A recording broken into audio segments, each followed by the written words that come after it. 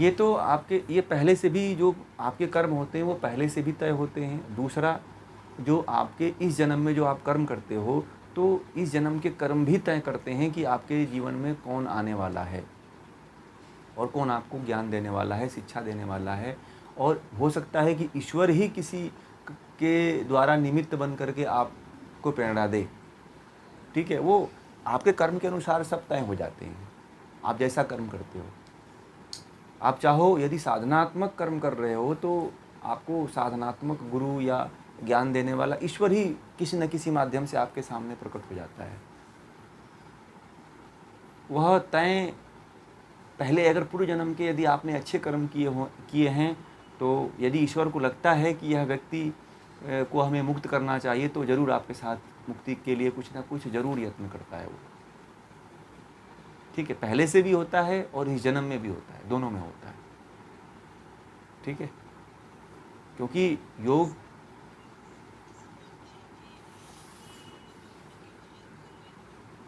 हाँ, हाँ, गुरु ही, यदि आपके पास पात्रता है, आपने पात्रता ग्रहण कर रखा है, तो गुरु आपको ढूंढता है।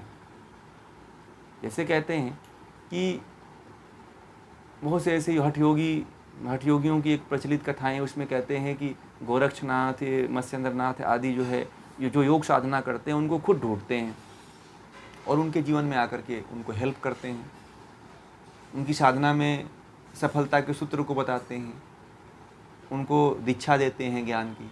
ऐसा भी कुछ योगी कहते हैं। अभी कितना सत्य है ये तो हमें नहीं पता है। किंवदंतियाँ हैं जिनके बारे में ऐसी ऐसी बातें कही जाती हैं। ठीक है, तो ये चीज़ होता है कि यदि आपने पात्रता विकसित कर लिया है, तो बिना गुरु के भी आप ईश्वर के द्वारा आपको अनुभूति हो सकती है। ईश्वर ही खुद स्वतः ही आपको अनुभूत करा सकता है, स्वतः वही गुरु बन करके। कोई ज़रूरी नहीं है कि आपको कोई मनुष्य रूप में कोई गुरु मिले तो ही आप अनुभूत हो सकते हो, ऐसा नहीं है। आप गुरु के द्वारा, जैसे कि स्वामी सत्यानंद जी थे, ठीक है, स्वामी सत्यानंद जी के बारे में आप यदि पढ़ोगे तो स्वामी सत्यानंद जी कहते हैं कि जब अंतः से मुझे प्रेरणा हुई और मैं स्वतः ही संन्यास ले लिया। आदि शंकराचार्य जो है, जब उनको साक्षात्कार हुआ तो स्वतः संन्यास ले लिए वो। ठीक है, उनके कोई प्रत्यक्ष गुरु नहीं थे। स्वामी सत्यानंद जी के कोई प्रत्यक्ष संन्यास के गुरु नहीं थे। उनको अंदर से अंतः प्रेरणा हुई और वो सन्यासी बन गए वो। तो ईश्वर जो है आपको अंतः ज्ञान स्वतः दे देता है, स्वतः जो है वो मार्ग दिखा देता है, वो अनुभूति करा देता है, फिर आपको किसी गुरु की आवश्यकता भी नहीं पड़ती है।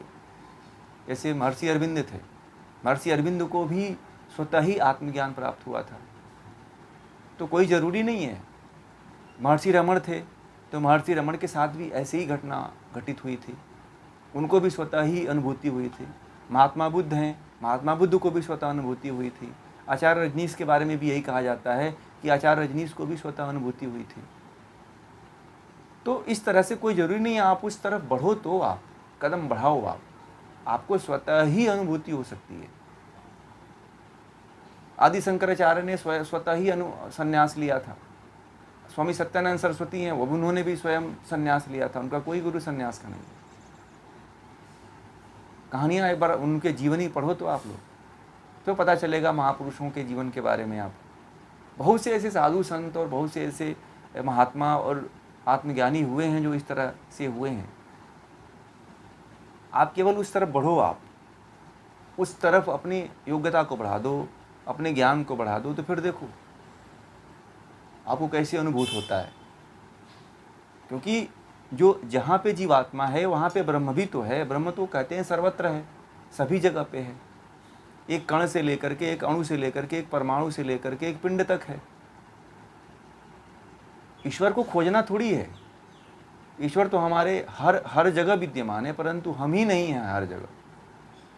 हमें अपने आप को खोजना है। यदि जिस दिन हम अपने आप को खोज लेंगे, परमात्मा हर जगह हो जाएगा। यदि कि हमारे साथ क्या हुआ है कि हम ही स्थिर नहीं हैं, परमात्मा हर जगह है, परमात्मा की विद्यमानता हर जगह है, परंतु हम ही एक जगह स्थित नहीं हैं, हम ही बिखरे हुए हैं। इसीलिए समस्या आ रही है। जब तक हम अपने बिखराव को एक नहीं करेंगे तब तक हम परमात्मा को नहीं देख पाएंगे, अनुभूत नहीं कर पाएंगे।